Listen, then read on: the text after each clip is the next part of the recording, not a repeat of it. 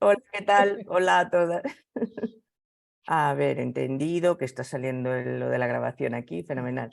Bueno, pues os cuento un poco, ¿no? Lo que estaba comentando también antes con vuestras compañeras según iban entrando en la charla.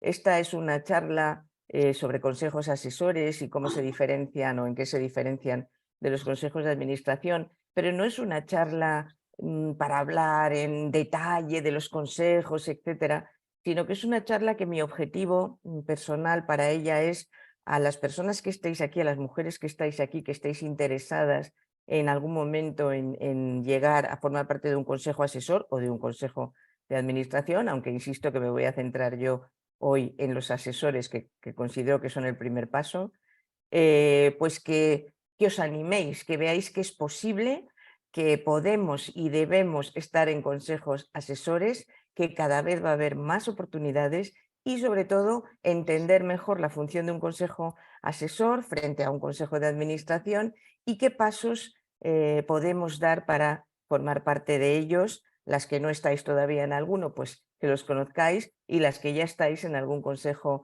asesor o consejo de administración, pues desde luego vuestros comentarios, aportaciones, etcétera, serán bienvenidos.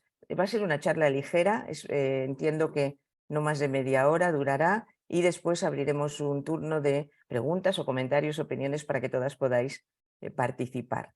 Un poco, bueno, poneros en contexto porque, en fin, efectivamente, como decía Carla antes, yo tengo, digamos, muchas facetas en mi vida porque me gusta y porque la vida profesionalmente me ha dado diversas trayectorias en las que he disfrutado mucho, pero realmente ahora mi foco desde hace 14 años son temas de liderazgo, porque yo antes fui directiva en multinacionales, concretamente en el sector de la publicidad, fui directora general, siempre me ha gustado mucho el liderazgo, pero luego en mi faceta como coach también he estado muy involucrada en el liderazgo, desarrollo directivo, desarrollo personal de equipos, etcétera, trabajando siempre con líderes. He escrito 2 libros de liderazgo, más el libro de relatos de Mondariz Balneario que os comentaba Carla, y eso afortunadamente me ha llevado a tener la oportunidad de formar parte de 3 consejos asesores en este momento,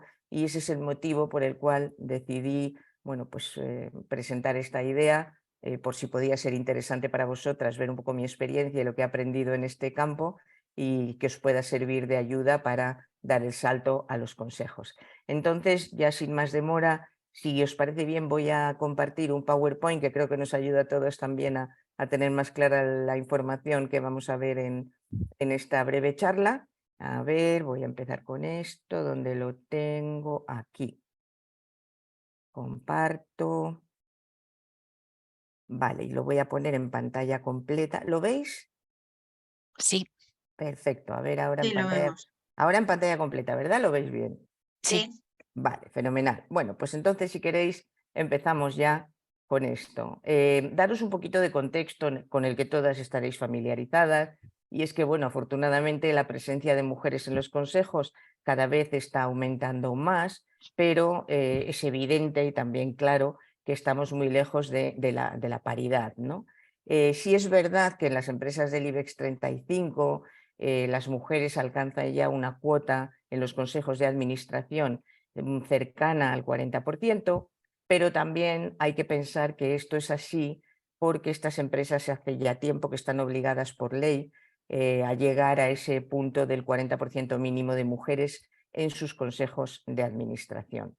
Sin embargo, en las empresas que no son del IBEX, ya sabéis todas que la realidad es muy distinta en este sentido y que si bien cada vez hay más presencia de mujeres en estos órganos, estos consejos de administración, pues todavía estamos muy lejos de alcanzar ese 40% y a veces hay incluso compañías en las que esta presencia es testimonial o incluso inexistente.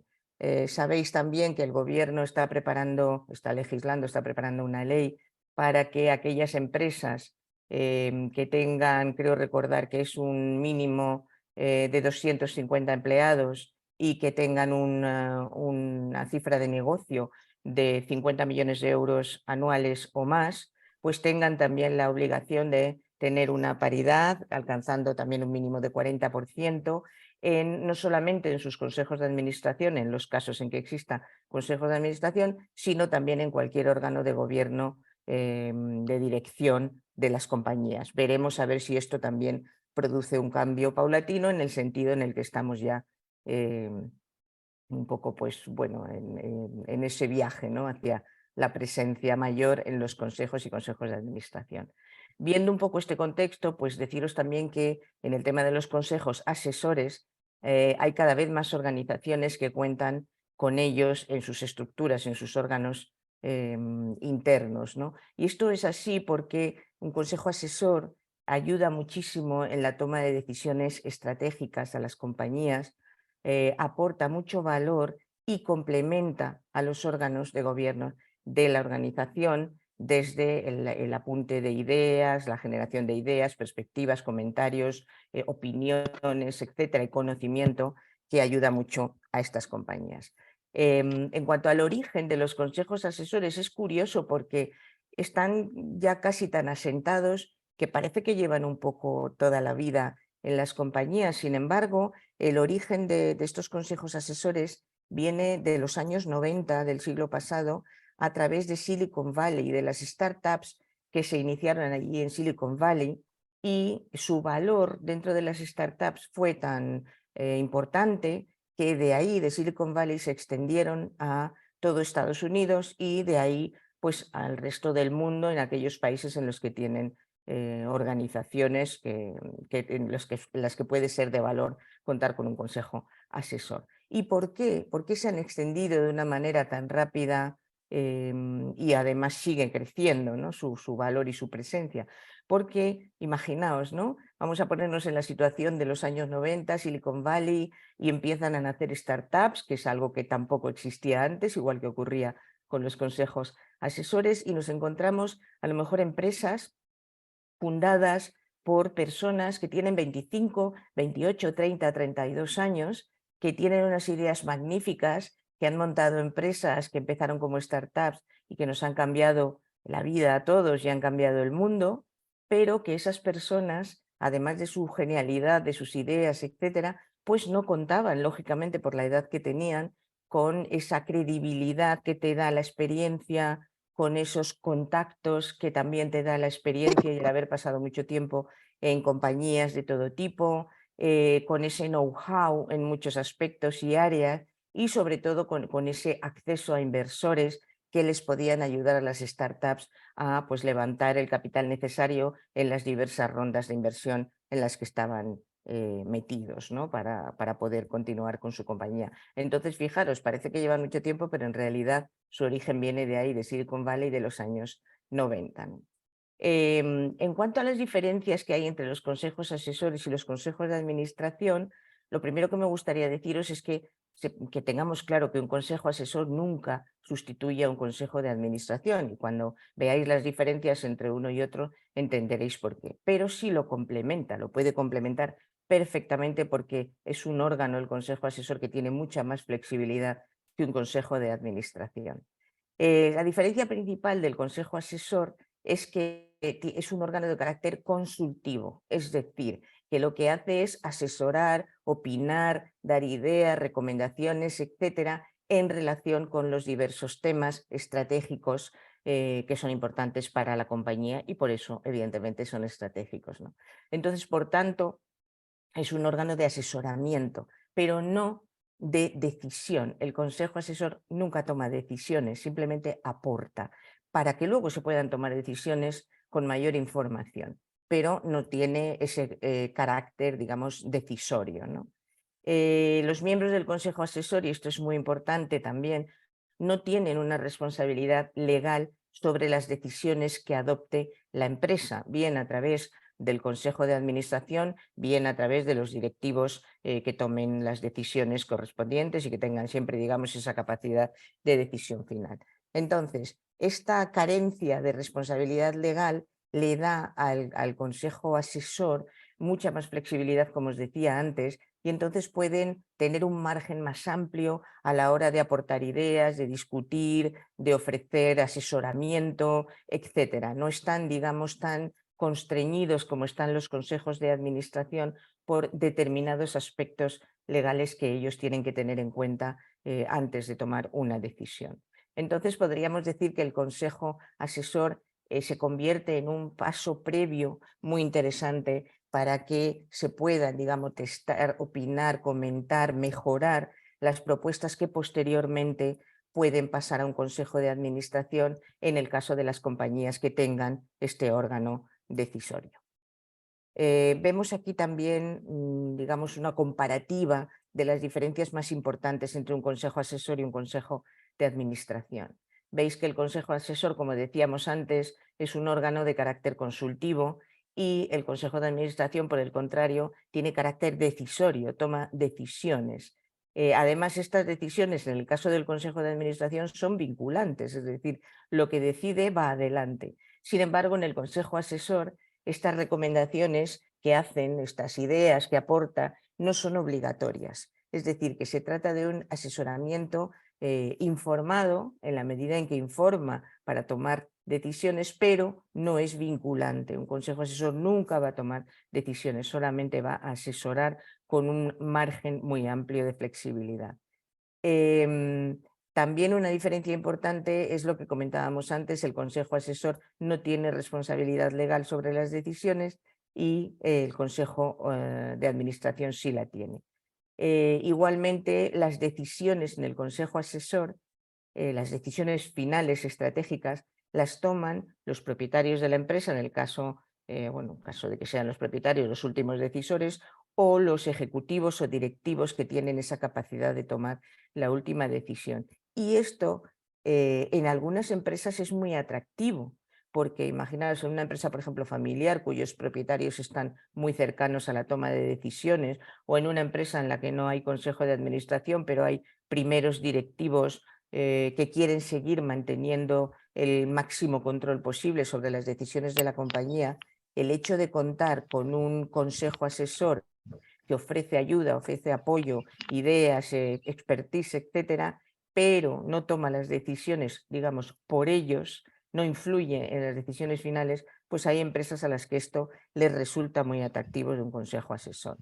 Sin embargo, en las compañías que tienen consejos de administración, ese control decisorio recae en todos los consejeros, obviamente, no solamente en las personas que dirigen la compañía en el día a día. Igualmente, el consejo asesor ofrece mayor agilidad y mucha menos documentación necesaria, porque casi desde el punto de vista de la documentación es algo, un órgano más informal en ese sentido. Sin embargo, el consejo de administración tiene una obligación legal de aportar documentación muy variada, ¿no? Como puede ser los estatutos que estén claramente definidos y sean públicos, las convocatorias, las agendas, las actas, el elevar a público las decisiones que se han tomado en el Consejo de Administración. Entonces hay una obligación ahí legal muy fuerte y una documentación muy compleja de la que hay que ocuparse en un Consejo de Administración. En el Consejo Asesor podemos decir que trata los aspectos concretos en momentos puntuales en los que es necesaria su intervención. Sin embargo, el Consejo de Administración supervisa y toma decisiones sobre todos los aspectos de la empresa. Está presente constantemente en las decisiones que influyen en todos los aspectos de la empresa. Y también, para finalizar, en el consejo asesor, pues no hay obligación de comunicar los cargos o los consejeros que forman parte de él, obligación pública, me refiero a elevarlo a público.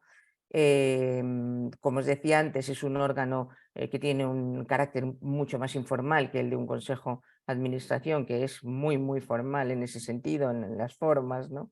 Y sin embargo, pues los consejeros en un consejo de administración tienen que aparecer en el consejo mercantil y toda la información es pública, etcétera. Estas serían las diferencias más importantes entre uno y otro. En cuanto a ventajas del consejo asesor, pues como ya hemos comentado, una de las principales es el apoyo que ofrece a la hora de tomar decisiones estratégicas en las organizaciones que cuentan con un consejo de estas características. Por ese motivo también aporta valor, porque aporta ideas, aporta know-how, conocimiento, relaciones, contactos, experiencia, etcétera. Complementa la labor de los órganos de gobierno y gestión, les proporciona mucha información para tomar mejores decisiones, y en este sentido también ayuda al primer ejecutivo o a la persona que tenga la decisión final o personas en las compañías. Ofrece también un conocimiento experto y perspectivas diferentes, porque son personas que vienen de fuera de la propia organización que los contrata, que tienen trayectorias muy distintas, que ofrecen visiones, perspectivas que pueden ser muy frescas o innovar o permitir encontrar nuevas soluciones a cualquier compañía, precisamente por esa mezcla tan enriquecedora de perspectivas. Ofrecen también un acceso a oportunidades de negocio para la empresa que los contrata como asesores, como miembros del consejo asesor, porque son personas que están muy contactadas y que pueden abrir puertas a esa empresa en otras compañías. Y esta es una de las grandes ventajas también que tiene el consejo asesor. Igualmente puede influir en la mejora de la reputación de la marca y de la imagen de la propia empresa que contrata al consejo asesor a través de la propia imagen de sus consejeros, porque suelen ser personas de prestigio, con trayectoria, muy conocidas en sus respectivos sectores, que digamos que influyen favorablemente en la imagen de la empresa que los ha contratado. Y una cosa también muy interesante es que un consejo asesor es de utilidad para cualquier tipo de empresa, independientemente de su tamaño y de su constitución, ¿no?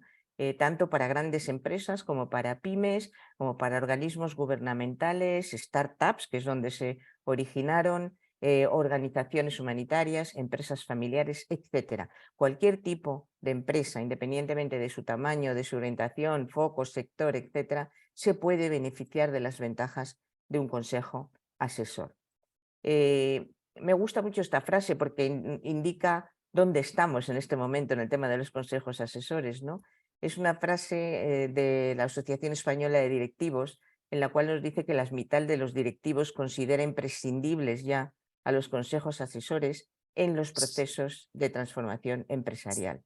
Claro, la mayoría de las empresas están ahora mismo sumidas en un proceso de transformación empresarial o lo han pasado, está muy reciente, y realmente el contar con información desde distintos puntos de vista que ayuden en esa transición, en esa transformación, pues es muy enriquecedor, y por eso ya la mitad de los directivos, al menos de esta asociación y de los estudios y encuestas que ellos hacen, los consideran imprescindibles.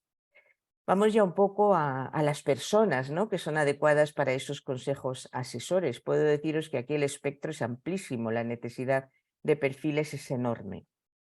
Entonces, ¿cómo determinan las empresas esos perfiles? Bueno, pues requiere una reflexión previa por parte de los directivos, ejecutivos que tienen las decisiones finales sobre qué objetivos debería alcanzar ese consejo asesor, ¿no? Es decir, ¿para qué se contrata? ¿Cuál es el objetivo de contratar a un consejo asesor?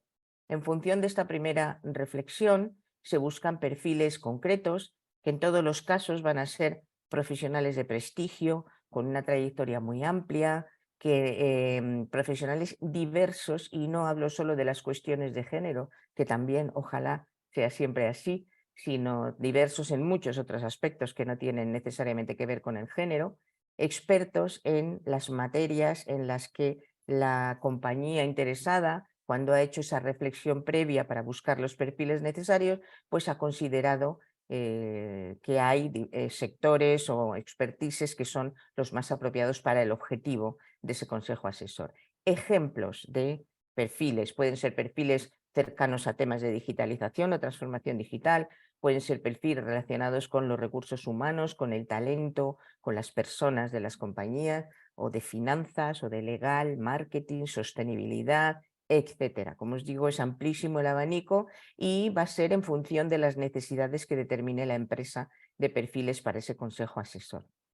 Como hemos comentado también antes, un breve apunte, y es que un consejo asesor es una muy buena entrada, puerta de entrada o escalón previo, o como lo queráis llamar, para poder acceder a un consejo de administración, en el caso de que queramos entrar en un consejo de administración sabiendo que hay una responsabilidad legal de cada uno de los consejeros por las decisiones tomadas en esos consejos que tienen que ver con el devenir de la empresa, ¿no? El futuro de la empresa. Entonces, es una muy buena puerta porque no solamente porque a la hora de que te contraten, digamos que da mucha garantía el hecho de que ya hayamos formado parte de consejos asesores, sino también, señoras, para nosotras mismas, porque muchas veces las mujeres, no en todos los casos, pero hay muchos, muchos casos en los que a veces nos planteamos si estamos preparadas para dar un salto que nos puede parecer grande. Siempre estamos preparadas realmente, es mi opinión,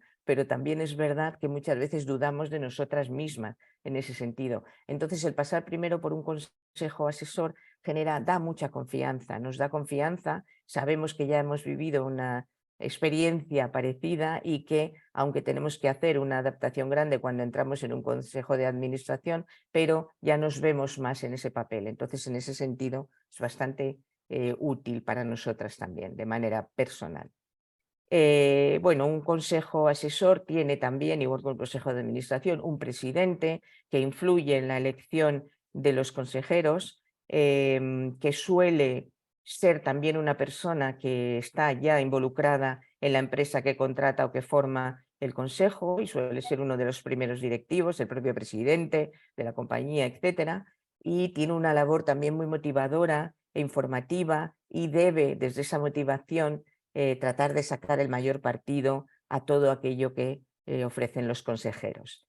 En todos los consejos asesores son necesarios perfiles independientes, es decir, que puedan opinar desde la independencia, sin tener determinadas ataduras con la compañía, que tengan capacidad de escucha, que tengan interés genuino por conocer bien la empresa, la organización y su cultura, mucho deseo de aprender, porque constantemente van a estar aprendiendo de la empresa, de sus clientes, de su situación, etcétera, que sepan comunicar adecuadamente y también trabajar en equipo, porque aunque un consejero ofrece su expertise desde la parte que conoce muy bien, pero es verdad que ese expertise tiene que amalgamarse un poco con los de los demás y hay que saber trabajar en equipo para que un consejo asesor tenga éxito en sus objetivos.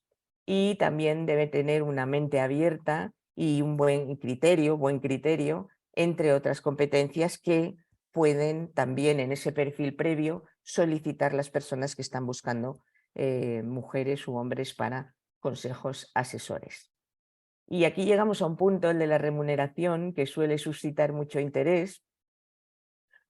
Puedo deciros que hay grandes diferencias entre la remuneración de consejos asesores y consejos de administración, como ya todas sabéis, evidentemente pues no es el mismo tipo de trabajo, no exigen la misma responsabilidad, no son normalmente el mismo tipo de empresas las que suelen contratarlos, aunque cada vez más suelen tener los dos perfiles, y esto hace que la remuneración en un consejo asesor sea muy flexible y muy creativa.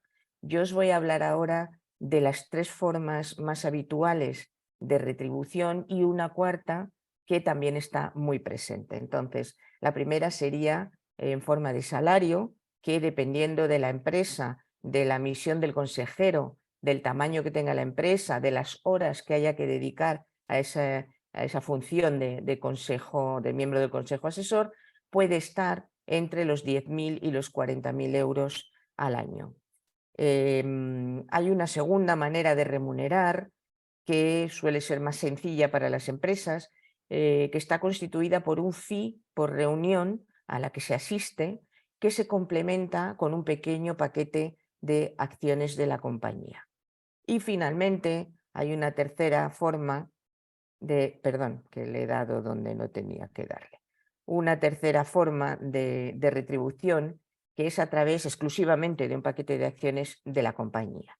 También tengo que deciros que muchas veces se forma parte de un consejo asesor sin remuneración alguna, ni en forma de salario ni en forma de acciones. Entonces, ¿qué ofrece? ¿Qué ventajas ofrece estar en un consejo asesor que el cual no te remunera en ese sentido? Bueno, pues ofrece ventajas también, por supuesto. Muchos de ellos ofrecen formación anual, se establecen una serie de formaciones, ofrecen contactos, porque te contactan con personas que pueden ser muy útiles para tu profesión, la profesión que estás llevando a cabo, lo que estás ejerciendo, ofrecen prestigio y a través de ese prestigio también una mejora en el currículum y, como decíamos antes, también un acceso en el futuro a otros consejos asesores e incluso a consejos de administración. O sea que si no pensamos solo en el salario, también puede tener ventajas esta manera de participar en un consejo asesor. Hay otras que son pues más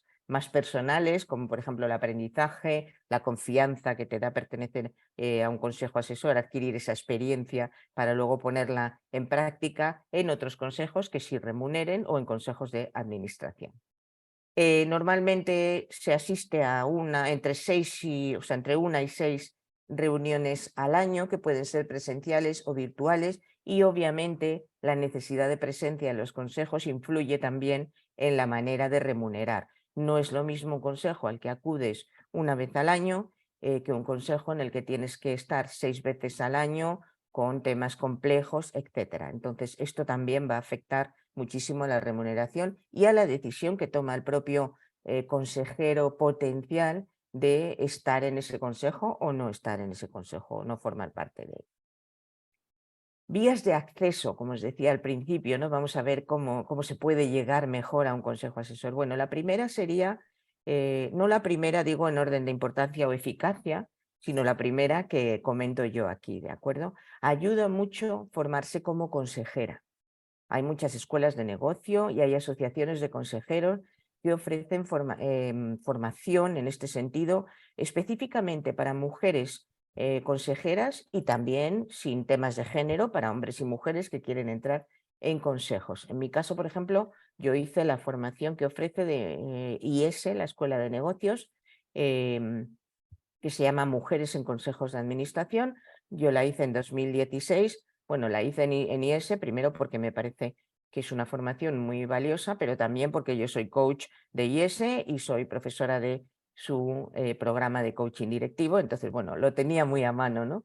Y me decidí, porque me gusta mucho la escuela, por IS, pero hay muchísimas en ESADE, en ICADE, en el Instituto de Empresa, en asociaciones, diversas asociaciones de consejeros, en fin, incluso hay asociaciones de mujeres que ofrecen este tipo de formación para sus socias, que mira, sería una posibilidad también hacerlo aquí en ejecutivas. En fin, hay muchas opciones si queréis adquirir formación como consejeras. Otra vía sería, y creo que esta es la más habitual, los contactos y el networking. ¿Por qué? Porque la gente que te conoce y valora lo que puedes ofrecer, que conoce a lo mejor tus competencias, que conoce tus puntos fuertes, que conoce tu trayectoria, etcétera, es muy fácil que piense en ti para formar parte de un consejo asesor o de un consejo de administración. Entonces, la mayoría de las veces cuando alguien te llama para un consejo asesor suele ser porque ya te conoce previamente. Entonces, cuidar los contactos y cuidar el networking, como hace muy bien Ejecutivas, pues es una vía de entrada también en los consejos asesores y de administración. Otra posibilidad son los headhunters, las empresas de selección, ¿no? Y que, bueno, hay muchas que han creado, precisamente por esta necesidad creciente de mujeres consejeras en las compañías, han creado divisiones de mujeres consejeras. Os pongo aquí 4 como ejemplo de empresas de selección que tienen estas divisiones ya desarrolladas, pero hay más, es decir, podéis hacer una búsqueda online o seguro que vosotros conocéis otras que tengan estas divisiones de mujeres consejeras. Puede ser la primera que pongo aquí es Selinger y Conde, tenemos también Parangon Partners, que hace estudios muy interesantes sobre temas de consejos, por cierto. ESSEC Avenue también hace temas interesantes, consejos asesores concretamente, y Excellent Search, que también es una empresa que cuenta con división de mujeres consejeras y además tenemos una ejecutiva que forma parte de esta compañía, que es Marieli Iglesias. No sé si estará por aquí porque no os veo a todas ahora mismo, pero bueno, os doy este ejemplo para que veáis que hay compañías de selección que tienen estas divisiones para mujeres consejeras y hay muchas más, pero bueno, quería daros algunas por si queréis investigar online y esas cosas. Y luego también una vía de acceso importante es la visibilidad. La visibilidad que a veces es un poco el talón de Aquiles de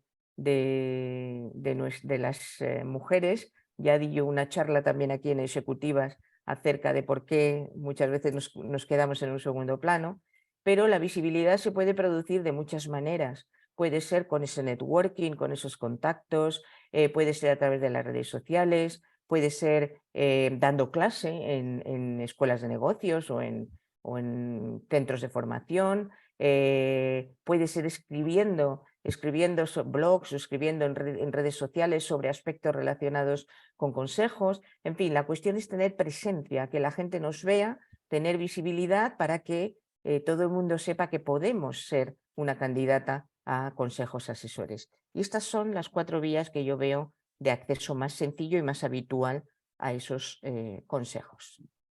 Finalmente, ya con esto voy a terminar, deciros que de verdad todas podemos llegar a un consejo asesor. Las que estáis ya, como es mi caso, en consejos, lo sabéis, al principio parece como algo un poco lejano, pero de repente un día se produce el primero y como me dijo a mí un headhunter, en una visita que hice, precisamente un headhunter de estos que os he comentado, que tiene división de mujeres directivas, me dijo, lo más difícil es entrar en el primero. Una vez que tienes el primero, es mucho más fácil el segundo y el tercero y los que sean, ¿no? Y os puedo asegurar que todas las que estamos aquí podemos llegar a un consejo asesor. Las que ya estáis lo sabéis, las que no, me gustaría mucho que lo supierais, que os quedarais con esta idea clave de esta charla de hoy y que hay pasos que se pueden dar para que esa meta esté cada vez más cerca. Así que os animo a todas a ello. Y ya, pues sin más, simplemente pediros preguntas o opiniones o las que tengáis experiencia, que aportéis aquí algunas ideas, en fin, lo que queráis. Es una zona abierta para que podáis disfrutar de un poco de lo que todas podemos aportar. Y muchas gracias por escucharme este ratito.